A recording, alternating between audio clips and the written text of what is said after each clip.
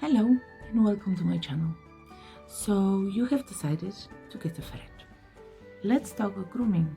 As grooming is an integral part of your ferret, you have to groom them in order for them to stay healthy. First, before you start grooming your ferret, you should ensure you associate them with salmon or ferret oil. This will make grooming stress-free, and it will be so much easier and quicker. Every other day I tend to check for any type of lumps and bumps, as well as I will check their lymph nodes to ensure that there is nothing out of ordinary. Over time it will become a habit and you will exactly know what to look out for. So lymph nodes are on the throat, behind the ears, so you generally can check everything once they play to see if there is nothing out of ordinary. Remember to check their coats, eyes and mouth as well for anything unusual, especially mouth, as if your ferret is kibble fed or fed on raw mince mixes, then over time they will have a tartar buildup. So this is another thing to check for, as over time it can become inflamed and cause gingivitis. Ferrets do not need bath. Some people tend to think that bathing a ferret will make them smell nicer. Well, it's far from the truth, just because the ferret's specific scent is due to their natural oils from their skin. These oils are produced in higher levels once they are stripped by shampoos. The ferret scent can be overwhelming, especially if they are unaltered in hobs. The ferret scent is not because they are dirty, it's because they are on inappropriate diet, or they have some underlying illness which obviously cause them to smell more. Ferrets on appropriate raw diet will smell much less. Well, to be honest, out of our visitors there was not even one person saying that they smell. It's rather their litter box. If it's dirty, before we clean it up, it can have a specific smell to it. Otherwise they are not smelly, and him actually smells kind of like grapes.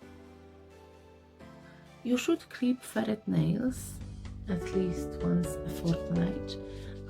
Due to my ferrets being poorly, I didn't want to do that, and as you can see, the claws have grown quite a length, so we will be cutting those today for them. Depends how fast they grow, so you can clip them even more often if it's necessary.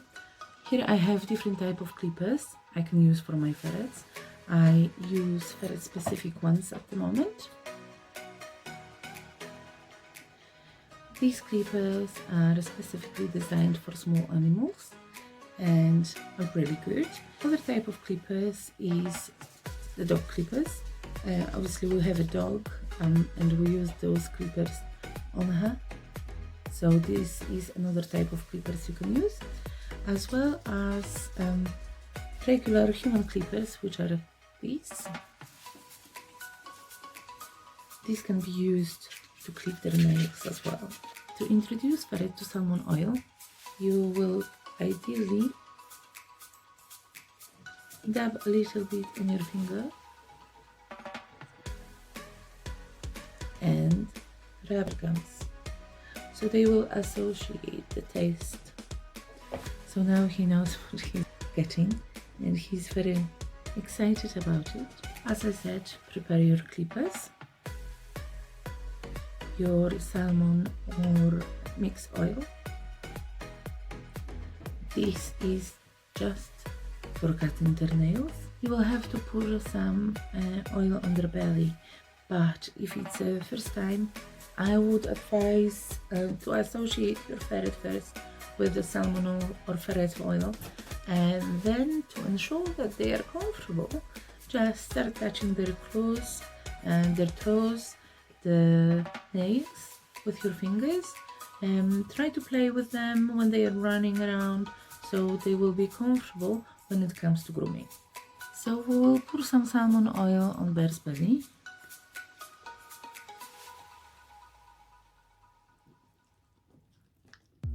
And he's happy licking it out. And we'll clip his nails. So let me put him sideways. Get the clippers, and obviously you can see the red vein in the ferret nail, which is called quick. Just be careful not to cut it, and ensure that you cut in a straight line, just like that.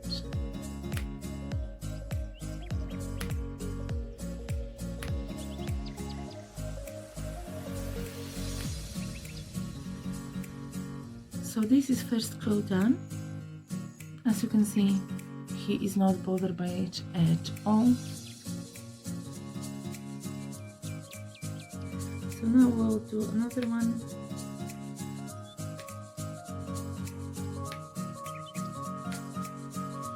He's quite happy with that. And then we'll do his toes. Toes are harder to do because they don't grow as fast as the front paws nails. And with drills they are quite small as well. So we'll give him a little bit more of salmon oil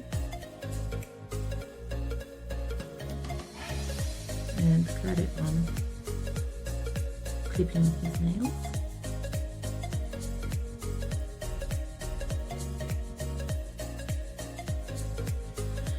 So that's Bear done with his nails.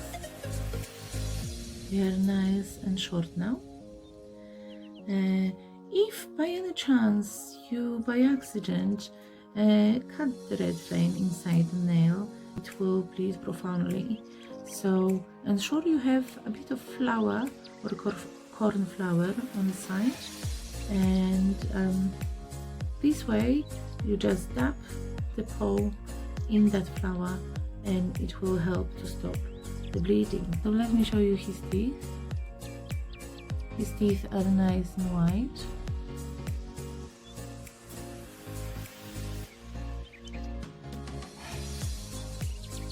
So there is no plaque build-up whatsoever. But if your ferret have a plaque build-up, then you must ensure you brush their teeth at least twice weekly. The best to use is enzymatic cat or dog specific toothpaste and an infant toothbrush. I don't brush teeth of my ferrets as none of them have any plaque build-up. I'm lucky with that, and their diet consists of whole prey and chunks. Next we'll clean ferrets' ears, and they don't really like that. I use Epioptic ear cleaner. It is mild cleansing and drying solution. Remove crust, dirt, scales, and to dry the ear canal. I will attach the link in the description below. When I pour that in the ferret's ears, I will rub it in and let the ferret run around. So you just open that. Obviously, Bear hates cleaning his ears, so I will sit him on my lap and will try my best to get some of that cleaner in his ears. Oh God. He's very unhappy about it and try to bite my finger.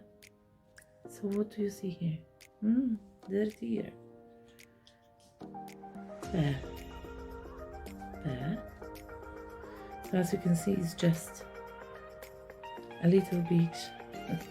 He didn't even run around with it, and already you can see how much dirt is coming out of his ears.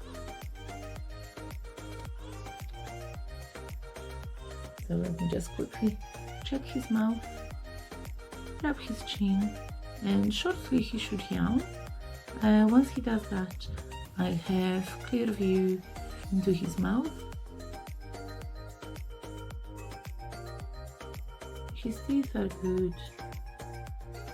and his tonsils look better. He had swollen tonsils as he was the one the first to get the upper respiratory infection, so it is all good for him now, and we'll finish him off a bit later when he have a bit of run around. So just to say that if the earwax is very dark brown with a red hue, it's highly likely that your ferrets got mites, and this will require them to have a vet visit, or you can use these eardrops. It's automatic eardrops, and they are very good. I have been recommended that by Abington Ferret Refugee, and it seems to be working. These are the drops.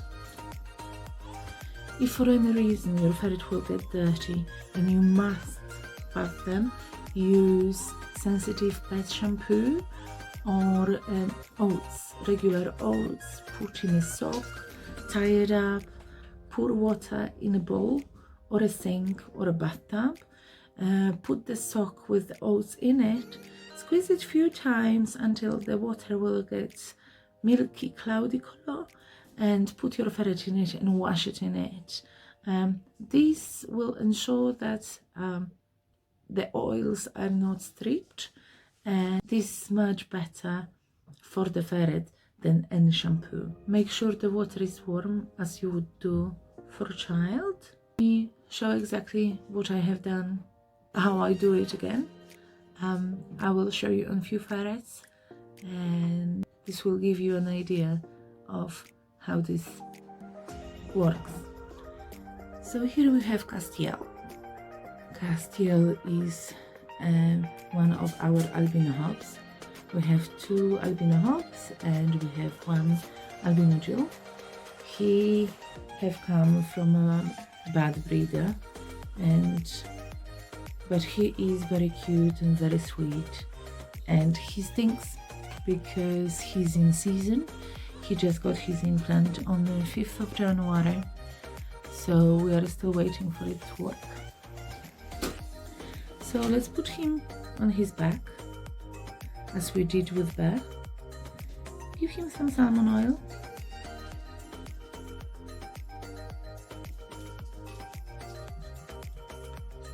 And get these nails clipped.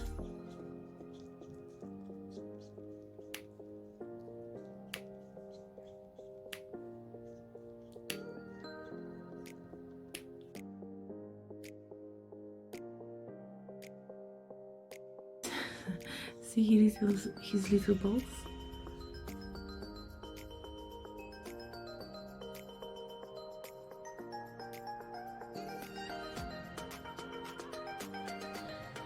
Again, the ear solution.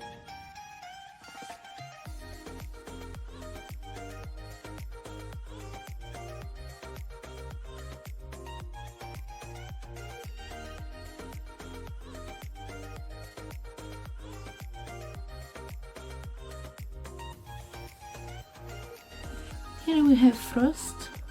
Frost is Castiel's sister. She is a full Angora. Obviously her nails are long. She is a Jill, where Bear and Castiel were 2 boys. So let's do that with her as well.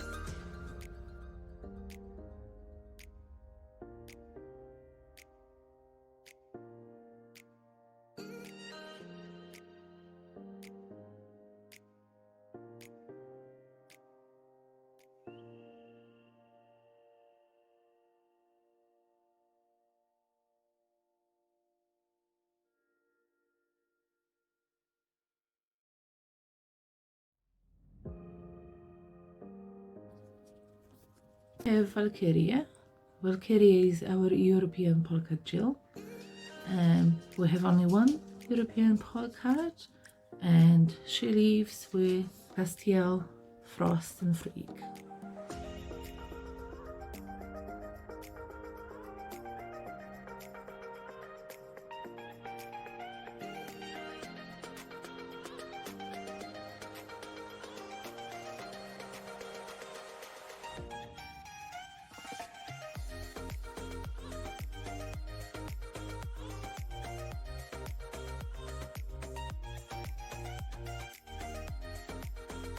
And here we have Frigg.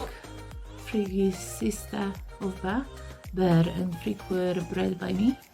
I have their mom. Frigg is full Angora Jill.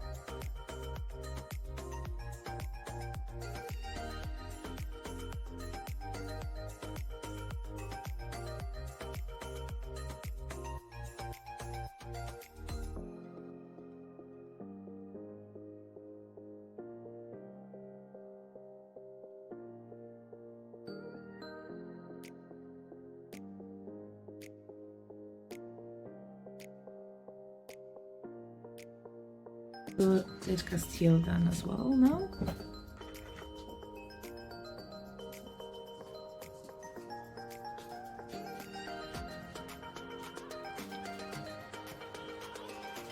As you can see, it's quite dirty.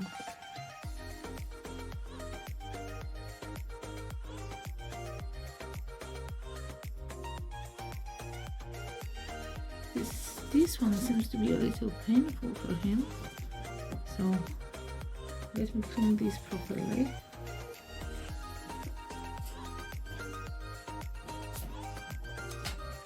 Yeah, that one is painful. Hold on.